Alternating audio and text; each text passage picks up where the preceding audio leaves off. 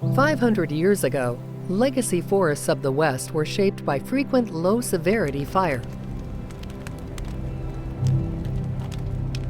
Fire was a tool often applied by indigenous people to create wildlife habitat, gather traditional foods and medicine, as well as promote an ecosystem balance for generations to come.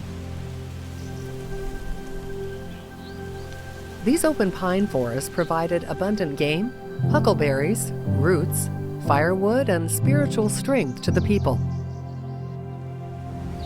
When fires stopped being used as a tool for forest management, tree seedlings and plant life that were once restricted by fire in the forest began to overgrow. The forest dramatically increased in density, shade-tolerant trees grew en masse, and dead plant materials could no longer decompose at a healthy rate and built up on the forest floor.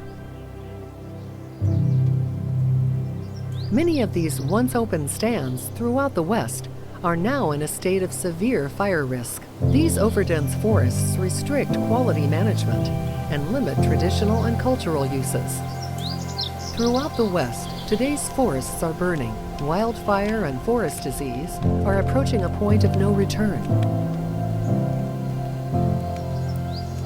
With the fire management practices 500 years ago now gone, we need something new, something unfamiliar, something requiring us to evolve and approach this almost forgotten forest with a different eye and a new touch as we move into the future. The Cougar Creek Fire on the Yakama Nation's lands to the south and east of Mount Adams burned more than 84 square miles. This Yakama lands fire is only one of many examples of how high-severity wildfire is resetting the landscape to a forest void of past benefits and creating increasing costs, both physical and financial, for generations to come.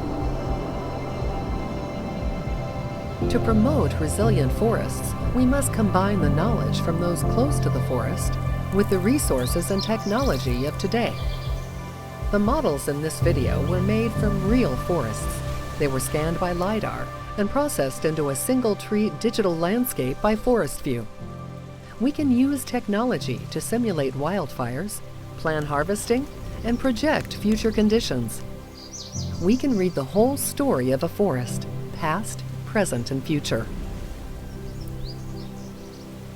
We need to bring back variable forest structures across the landscape to increase sunlight on the forest floor, to promote wildlife foraging, diversify ecosystem conditions, and reduce fire spread and severity to create a future worth living in.